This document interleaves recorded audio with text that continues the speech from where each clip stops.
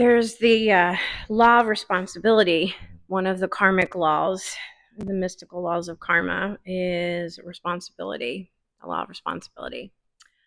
Um, Not only are you the spellcaster, you're the spell. What does that mean? That means that our mirror reflects back to us our own vibration. And a lot of us have problems owning our responsibility, right? We like to play the victim. Oh, it's not my fault.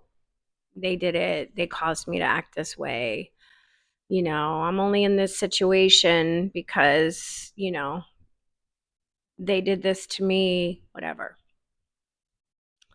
And I'm not saying that whatever they did didn't actually happen. That's their own karma to deal with.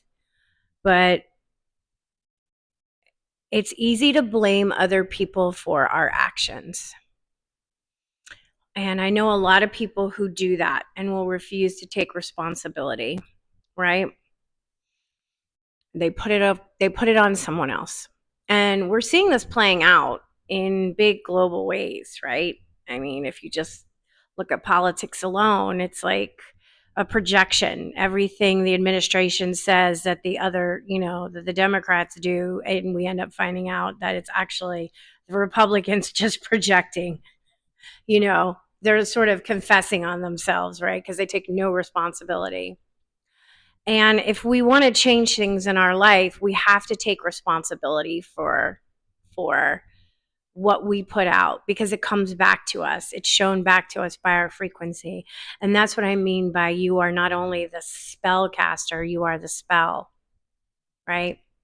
Or flip it. You are not only the spell, you are the spellcaster. So whatever you're putting on others and you're not taking responsibility for will come back to you, and a mirror will be held up for you to see, and it's your job to say, how have I contributed to this, whatever this is, right? Now, we've been taught that that's not the way that it goes, right? That's what we've been taught.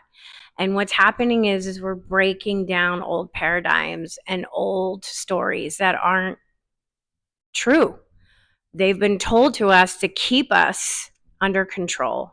But now we're shifting. We're raising our frequency. We're raising our vibration. We don't need to go into a church or a synagogue to go through a clergy person to get to God. We can go directly ourselves. And they don't want us to know that, right? It's also about taking responsibility for what you're doing in your life. How are you treating people?